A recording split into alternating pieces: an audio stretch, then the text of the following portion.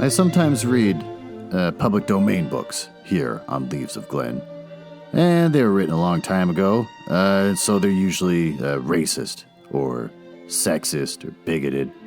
But in there somewhere and all that is a story, and that's why those stories are famous. Other times, I read works from independent authors, and they're delightfully not racist, but they might have adult language or adult situations. So that's your warning, but I'm sure you are grown up enough to handle it. Don't write to me complaining. Oh, and this week, more than normal, I thought I should give an extra special warning that I didn't read this before just recording the episode.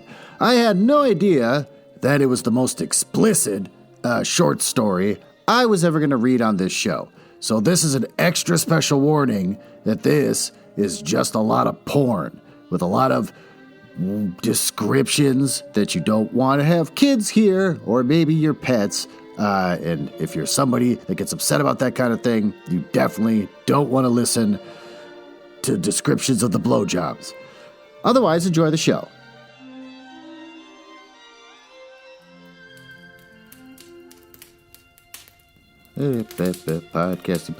Podcasting. Oh, hello. Welcome to the Leaves of Glen mansion.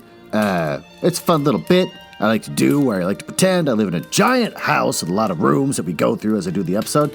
And in reality, I'm just in my basement. But we can all just partake of the fantasy. It's also where I read the hottest public domain books and short stories, and sometimes not public domain, just license free. Like this week, I'm going to be reading Bringing the Heat by Tiffany Reisz. It's a hot and steamy romance story involving baseball, so that'll be fun. Everyone knows how much I love sports, but sports with sex? Oh, I love it even more. So let's learn a little bit about the author. Tiffany Reisz is an American author. She's best known for the original Sinners series of erotica and has won the Rita Award twice. Reisz is best known for writing the original Sinners series, published by Harlequin imprint Mirror Books, called Smart Smut by NPR, and 50 Shades for Adults by Salon. I love that they throw shade at 50 Shades. This one's the 50 Shade for Adults. That's pretty good. Reisz's work is known for its witty depictions of sex and heavy use of religious imagery and themes. In 2014, USA Today championed Reisz for her diverse characters. Reisz is Catholic and attended Ashbury Theological Seminary and Center College. She lives in Louisville, Kentucky, with her husband, novelist Andrew Shafford. Well, that's all I got for that. That was off the Wikipedia page. And it's probably good that there isn't a lot left for me to go off about, because normally when there's a lot of information and it takes up all the time before the grandfather clock goes off, it's usually because they're dead. But this person is still alive, and there's very little info on them, so that's fine. I'm happy to not have more to talk about. Fun facts about the author? Got no fun facts about the author, because she's still alive. So instead, I'm going to waste this time before the grandfather clock goes off, telling me when to shut up, by going to factretriever.com, and I can read to you 95 fun facts that will amaze you. This is how I waste time, and I don't spend the whole intro complaining about Ladies Fright Podcast doing impressions of me on an upcoming episode in July.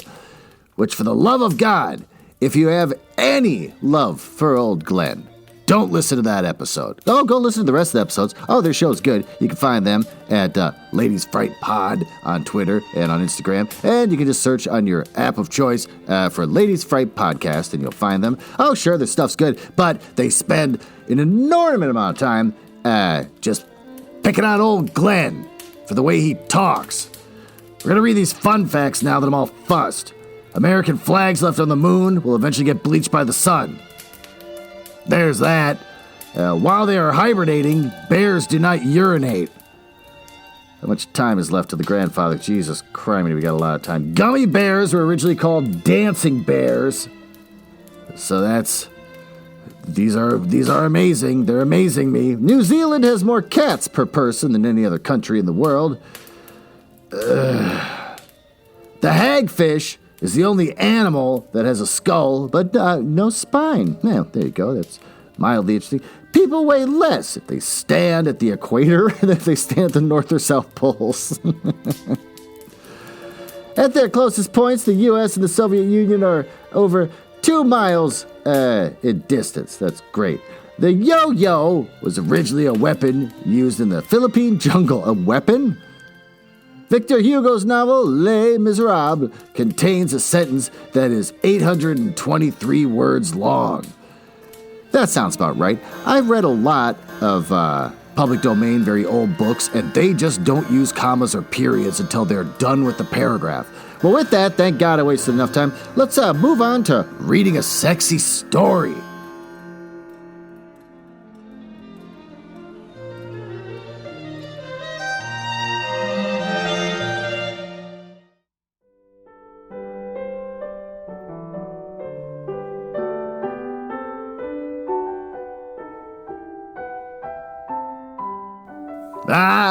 Bringing the Heat. An erotic short story by Tiffany Reisz. Strike one was the game itself. By the 5th inning, Jada decided her first date with Ryan would be her last date with Ryan. This wasn't even a date. It was a minor league baseball game in 98-degree weather. In other words, torture. Hey, you want to get us some drinks? Ryan asked, handing her his credit card. I stood next to her. He had been standing next to her for the entire hour. At first, she thought he did it to shield her from the blistering sun, but no, he just wanted to see the action better. You're buying. How chivalrous, Jada forced the sarcasm from her voice and stopped herself from rolling her eyes. Her mother taught her better than that. Then again, her mother never went on a date with Ryan. I take care of my girl. My girl. This was the first date, and he called her my girl. Ryan looked down and winked at her over his sunglasses. Strike two. She would never, ever have sex with this man. Ever. Jada hauled herself to her feet, sticky with sweat. As she left half her thighs on the seat. Wait! Ryan grabbed her arm. You don't want to miss this. What? She asked. I told you I don't know anything about baseball. Flack Gordon's up to bat. Just watch. Don't you mean Flash Gordon? No, baby, Flack. Real name is Jack, but Flack's his nickname. Oh, you're about to see why. She exhaled heavily as she raised her hand to shield her eyes. What am I watching? Martyrdom, Ryan grinned broadly, saying the word with relish. What? Pay attention, Ryan said, rude and testy tone. Jada ignored the tone and watched. The player in question, Flack Gordon, number 29, batting for the Devils, walked to home plate with a loose, easy stride. A handsome boy. He could have been more than 23 or 24. He had an all-American look to him. The seats were close enough that she could see the grin on his face. Why was he smiling? The pitcher wound up, threw the ball. Flack swung and missed. He didn't swing the second pitch. The third pitch, the entire crowd groaned as the ball hit him in the shoulder. What the hell? Jada asked as Flack threw the bat down and jogged to first base. They need to load the bases, Ryan explained. Leading into the pitch, getting hit with the ball is a surefire way to get on first.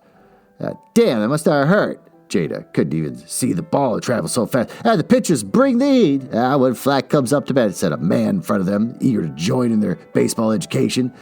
He doesn't seem to mind. Must be a masochist. A masochist? Suddenly this game started getting interesting.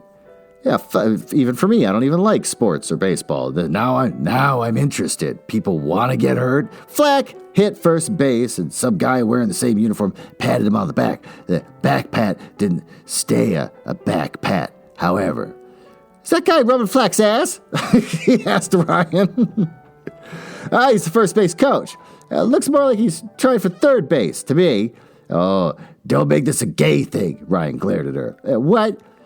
You don't think they're gay baseball players? She sure as hell hoped they were gay baseball players. She loved the thought of two guys having sex. Manly guys. Guys the other straight guys wanted to be like. One of her favorite nighttime masturbation fantasies was watch two men together. Two cocks. Haha, we're always better than one. Don't be gross. Gay men aren't gross. Aren't you getting us drinks? Get your own. She threw the credit card at his feet and walked out of the stands. She wouldn't have minded a baseball game on the third date or the fourth date. She wouldn't have minded going with him as a favor. But Ryan had been pursuing her at work for weeks, and she'd finally given in. If only to shut him up. Oh, he's cute. That's really all he had going for him. Cute didn't trump homophobic, especially not after her favorite cousin, Dion, had just come out of the closet to his conservative Baptist parents last month. He'd stayed with her during the fallout, saying gay men or gay sex was gross. Strike three. She was out of there. Yeah, Jada continued to mentally berate Ryan as she wandered around the concession stands. Ryan had driven, so she had to call her friend Viv for a ride, but Viv was working, so she had to wait an hour or more before she got there. Better waiting an hour or two than spending another minute in Ryan's company. She bought a bottle of water and started to wander around the stadium to kill time. From the stands, she heard shouting, applauding, cheering. It sounded like the home team won. Well, good for them. She was no baseball fan, but the boys she saw out of the field were all young and fresh-faced and sexy as hell, and their tight white pants, baseball caps, and jerseys. She would have dated a baseball player in college. Maybe it wasn't too late. Only 27. She could still pass for 22 or 23. Maybe she'd check out the locker room and see if she could meet any of them. Wouldn't that be the best revenge on Ryan? Dating one of his home team heroes? Well, worth a shot. It took a while, but she finally found the Devil's locker room. The game was still on, so it looked deserted. Minor league teams clearly didn't have the money for anything as fancy as security guards. Inside the locker room, Jada nosed around. Nothing much to see, just lockers, shoes, dirty uniforms, and towels strewn everywhere. Wandering into the shower room, she smiled at all the hair product laying around. Straight or gay, all men wanted to look good. Jada froze when she heard voices. Two of men, both male. Not wanting to get arrested for trespassing, she hid in one of the shower stalls. Two men stepped into the shower area, one in uniform and the other in black track pants and a white t-shirt. Is it bad? The man in track pants asked. Where's it hurt? Oh, in her thigh. It's just a strain, said the younger player. Number 29 himself, Flack Gordon. Let's make sure it's nothing worse. Ooh, they stepped to the room right across from the shower stalls. Though the other side of the curtain, through it, Jada could peer in and see everything. Oh, it seemed to be some kind of therapy room. A padded leather table, only about 4 feet high, constituted the only furniture in the room. A plaque on the door read, Evan Christopher, sports therapist. Flack started to strip out of his uniform. Jada winced at the black bruise that covered the left side of his back where the baseball had struck him. Other than the bruise, however, Flack's body was flawless. Broad shoulders, well-muscled and sturdy, and yet not an ounce of fat on him. A young man's body. The trainer, Evan, was sexy in his own right, too. Slightly taller, about 5 years older. Evan wore wire-rimmed glasses on his handsome, intelligent face. It had a seductive 5 o'clock shadow on his sculpted lower jaw. Evan handed Flack a towel. The baseball player, now completely naked, lay flat on his back on the table. He covered his groin with the towel, which made Jada almost groan with frustration. Oh, she couldn't see the action through the damn towel. At the sink, Evan washed his hands and doused them with some kind of liquid. He slid his hands under the towel, started to massage Flack's left inner thigh. Did you slide? Like a motherfucker, Flack said. Evan grinned. Hope it was worth it. We won. Then it was worth it. How's this feel? Evan asked as his hand slid deeper under the towel. Good, Flack said, slightly panting. Good. I mean, it hurts. Flack seemed to realize good was not the right answer. I mean, your hand. Fuck. Flack glanced down, and Jada noticed that the towel over his groin had risen a few inches. Evan didn't miss a beat. That happens all the time. Don't worry about it. I'm sorry. Oh, don't be, Evan said, still massaging Flack's inner thigh. The straightest guys on the planet get erections during massages and therapy, especially on groin muscles. I won't take it personally. Thanks, Evan. Flack laid his head back down again. His chest heaved with a slow breath. He seemed to be willing his erection away, and it wasn't working. Unless it's personal. What? Evan stared straight at Flack with a little smile on his lips. Oh, I've been counting, Flack. It's the 5th time you come to me with injuries in the past 2 weeks. You step into heaters. You slide when you don't need to slide. Are you trying to get on my table? Oh, Flack didn't answer at first. You know I'm gay, right? Evan asked, his voice soft and soothing. I don't care if you're into me or just into playing hard on the field, but if you're getting yourself hurt so I'll touch you, that's got to stop. Now, are you really hurt, or are you just trying to get my attention? Oh, I don't know. Do I have your attention? Flack asked. Jada ached with sympathy. She could hear the uncertainty in his voice. Does this answer your question? Evan moved his hand under the towel, and Flack's shoulder rose off the massage table. Oh, God, yes. When Evan pulled off the towel, Jada saw he had Flack's erection in his hand. I stroked slowly with a full-handed grip as Flack rose up on his elbows and watched himself being touched. Is this okay? Flack asked, still staring at Evan's hand on him. You and me doing this? Oh, no rules about players and trainers not getting involved. Oh, of course, no one would ever dream a player would want to. I want to. God, do I want to. You done this before, right? Evan asked, concentrating his attention on the tip now. Yeah, I dated somebody in college, just with the team. I'm not out yet. Oh, it's okay. You're out to me. That's a good start. Thanks. And thanks for that, Flack said, smiling at the sight of Evan still rubbing his erection. You want more of this? Flack nodded. I've been leading into pitches for 2 weeks trying to get to you, Evan. All I want of you, I can get. Then you got all of me, Evan said as he brought his mouth down to Flack's. Oh, they kissed hard and deep, with Evan's hand clasped tightly around Flack's penis. Jada couldn't stop herself from lifting her skirt and slipping a hand to her panties. She dipped her index finger into her vagina, covering it with her own wetness. She felt hollow inside, hollow and hungry and intensely aroused. Evan kissed his way down Flack's chest and stomach as a ball player panted. The panting turned into a muted groan as Evan brought his mouth down onto him, taking every inch of Flack's deep into his mouth. As he sucked, Evan caressed Flack's long, muscular legs and hips, while Flack laid his hand lightly on the back of Evan's neck. Jada had never seen anything more erotic than these two men, lost in desire of each other. Oh, they both obviously were strong men who could take care of themselves in a fight, but their mouths and their hands on each other were gentle and almost tender. Jada could only watch and stroke her clitoris. Please, Flack forced the word out as Evan moved his mouth up and down, licking every inch of him.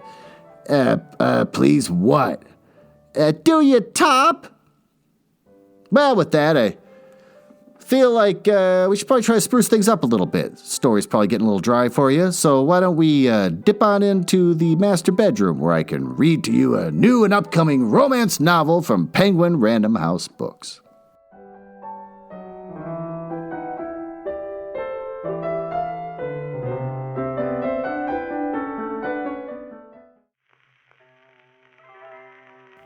Ah, there you are, spread out like a like a playful kitten on the silky sheets of my bed.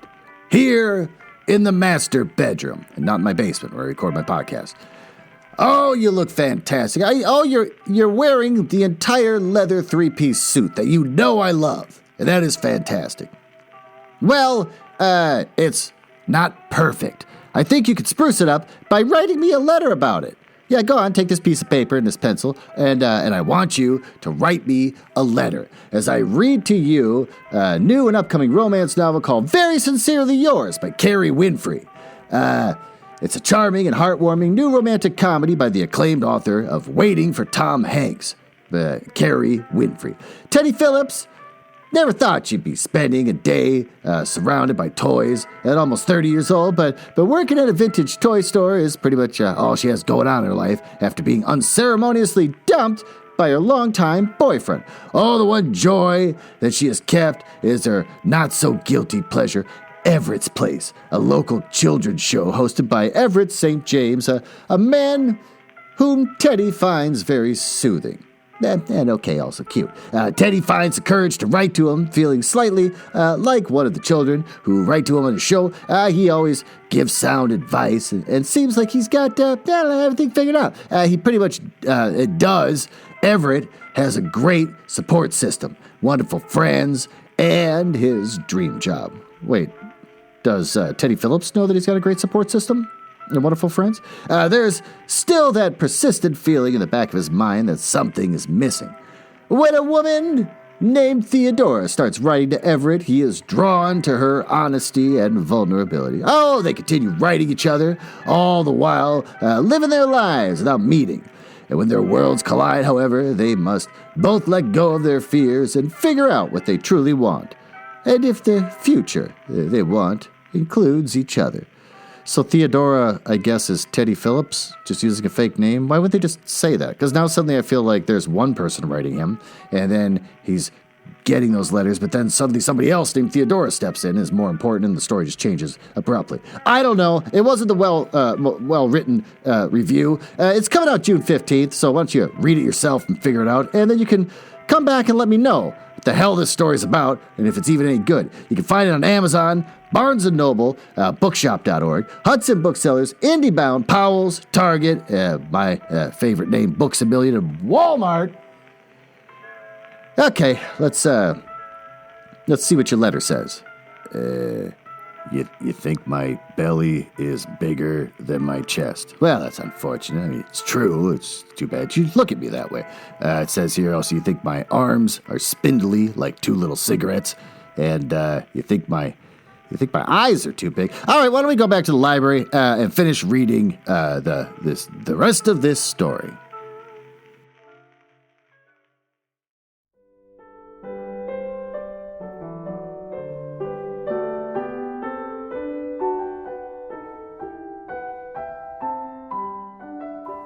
Oh, Evan nodded, his hand stroking Flack. You want me in, you? So fucking much, Flack breathed. Can't say no to that. Evan stepped away from the table and rooted around in a black duffel bag on the floor, and he pulled a condom and a tube of lubricant from the bag. You come prepared, Flack said, sounding relieved and impressed. Oh, I also come hard, and I come inside, and I come off, and I love baseball, but seriously, this should be America's pastime. Flack laughed as he laid his head back on the table. Evan pulled his glasses off and laid them on his duffel bag before stripping out of his shirt. Before his hands, Flack were gentle and careful. Now he grabbed the ball player's legs and shoved them to his chest. Stay there, Evan said with a wink. A wink nearly sent Jada over the edge. Her vagina spasmed with desire. She couldn't believe she was here watching these two beautiful men during their first time together. It's wrong to spy on them, and she knew it. But revealing herself now would ruin the moment for them. Flack wrapped his arm under his knees to hold his legs against his chest, while Evan popped the lid on the lube. And after putting a thick coating of clear gel on his hand, Evan started to work two fingers in Flack. Good. Evan asked as he moved his hands slowly in and out. God damn, Flack breathed. I guess it's good then. And this? And Evan turned his hand, and Flack, Flack flinched. Jesus, I almost came from that, Flack half laughed, half grunted, the words. They gave us a lot of anatomy training. Women have the G-spot, and we have ours. Again? Oh, please. Slower this time. Evan pushed his fingers into Flack. From where Jada stood, it looked like he was moving his hand in and up. It made small tight circles as Flack closed his eyes and softly moaned from obvious pleasure. If she could, she would have moaned too. That's amazing, Flack said, his eyes still closed. You feel amazing. Can't wait to get in you. Oh, you don't have to wait. Are you sure? How's that strained groin doing? Never felt better. Well, Evan pulled his fingers out of Flack and shoved his track pants and his underwear down to his knees. Quickly and expertly, he ripped open the condom package and rolled it on in only seconds. He positioned himself between Flack's thighs and slowly started to push in inch by inch. Once inside, Evan settled against Flack, their naked chests touching. Their mouths met in a desperate kiss as Evan's hips pumped against Flack over and over again. Jada stared, mesmerized by the sight of the two men together. Oh, their mouths and tongues and bodies intertwined. Evan's shoulder blades moved with each thrust, his back arching and bowing as he worked himself deeper and deeper inside Flack. For his part, Flack could do nothing in his current position but lie there and just take it from Evan, who seemed to be in no hurry to reach the end of this encounter. His thrusts were slow and hard, and Flack took a quick breath each time that Evan pulled out and penetrated him again.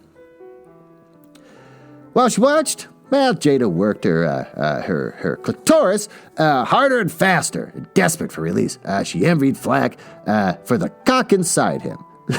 She'd kill to get fucked right now. As quietly as she could, she pushed the panties down her thighs and raised a foot to the shower wall. With her left hand, she pushed 3 fingers deep inside herself, pressing the knuckles into her own G-spot. While her right hand continued to tease her clitoris, it took all her concentration to stay silent as she filled herself up with her own fingers. I want to fuck you forever, Evan said, before biting Flack's chest. Someone's going to need this table eventually. We should move this party to my place then, or yours. I don't care as long as you don't stop doing that. You mean this? Evan slammed his hips into Flack and Flack asked, that. Did that hurt? Evan asked. You winced. Flack shook his head. Oh, your cock doesn't hurt. I just have a big damn bruise on my back. Shit, I forgot about your bruise. Evan pulled out of Flack. You have to stop. Seriously, Flack said, rolling up at the table. I'm not.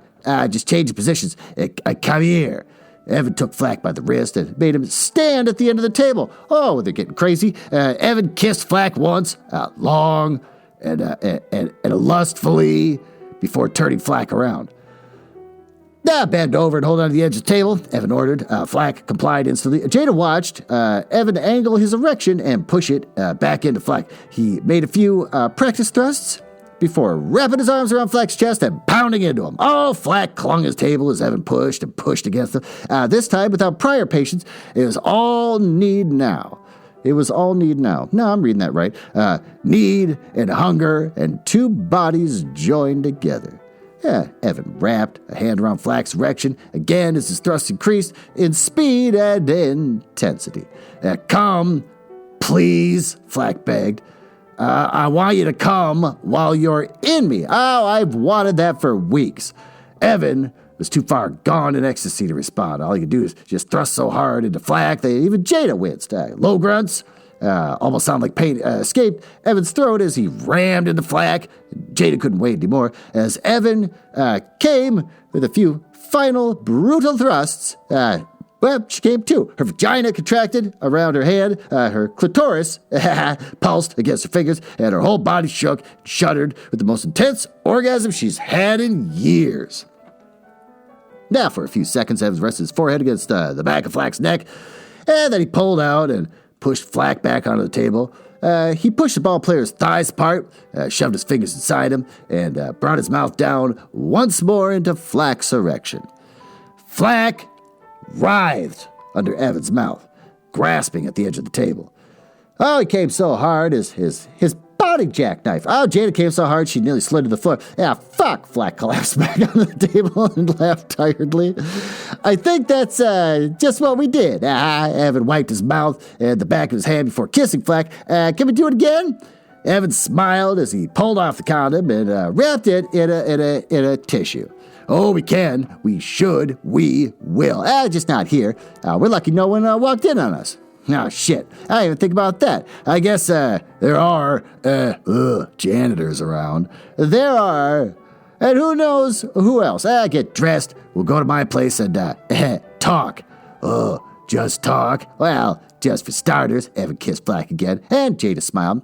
God, what a cute couple. Between the talking and kissing, it took Evan and Flack about 10 minutes to get cleaned up and clear out of the therapy room. Jada waited another 10 minutes to make certain the coast was clear. She pulled up her panties and washed her hands in the sink. Surely Viv would be arriving for her any minute. She checked the phone. Well, no missed calls. No, not here yet. Good. In a daze, she wandered the stadium, still in shock that she'd gotten to live out her deepest fantasy, seeing two beautiful gay men having incredible sex right in front of her. Oh, she'd be getting off on those images for months. Viv finally arrived and took Jada home, and as soon as she was alone, Jada got out her vibrator and relived the entire scene. Flack's adorable nervousness, his embarrassment, his own arousal, and then the two men kissing, touching, and the first tentative penetration with fingers and the thrusting. Monday at work, the image of Evan inside Flack still consumed her thoughts. Oh, she was distracted by them and didn't even hear Ryan approach her desk. Jada? What? She asked, annoyed at having her delicious fantasizing interrupted. What the hell happened? You disappeared the game. Oh, I did? Why? Because you're an insensitive homophobe whose mother never taught him how to treat a lady right. I treat a lady right if I ever met one. That's why I disappeared on Saturday, because on top of being a homophobe who doesn't know how to treat a lady, you're an ass. Whatever. Last time I go out with a baseball-hating bitch. He walked away, and she flipped him off.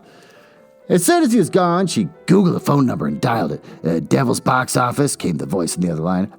Yes, I'd like to buy season tickets.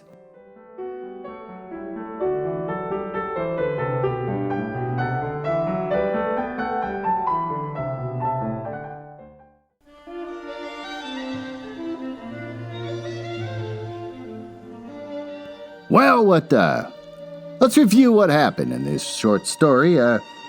First, a woman's on a date with a coworker who is just kind of a jerk.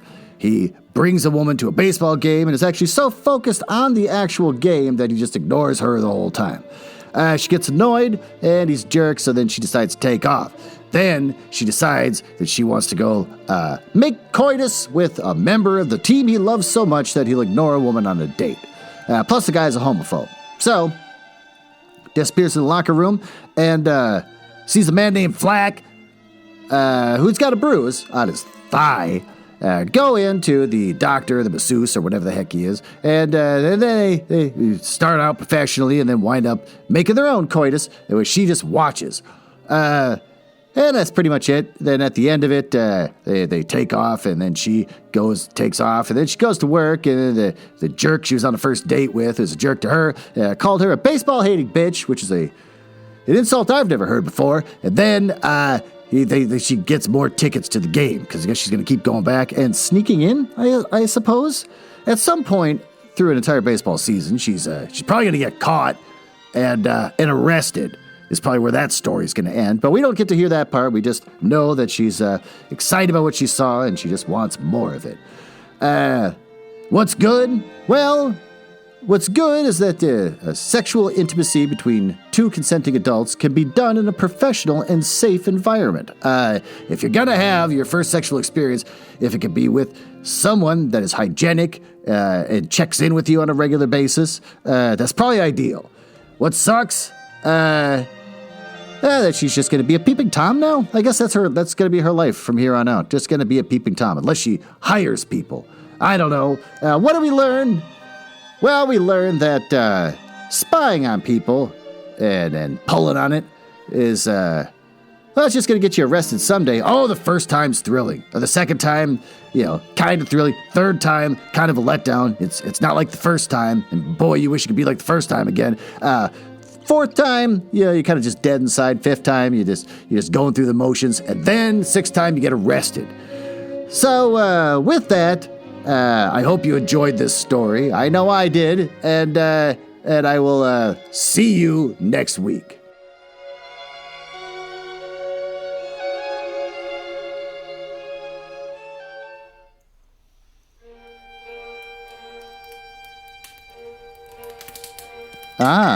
Well, it appears you found me in the part of the podcast I hate the most, where I tell you all about the places on the internet where you can find me. You can tell I hate this because of the sound effects making it sound like a stormy night in the drawing room of the damned. Now, there's that. Are you cool? I like cool people. It's the reason why I got involved in this business to begin with, just to meet cool people, not losers. So if you're cool, feel free to go over to my website, nuzzlehouse.com. You can see a backlog of everything I've ever read, along with episodes from the Book Boys and blah, blah, blah. You can also find me on Instagram, which is House Nuzzle. And conveniently enough, Twitter, which is also @HouseNuzzle.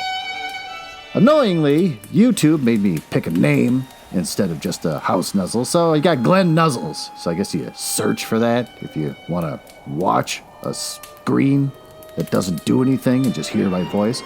And since I think you might be cool, you can always just email me directly, glenn.nuzzles@gmail.com.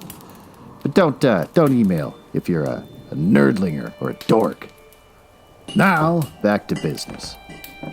Can't believe I drank all of them already. There's gotta be one left.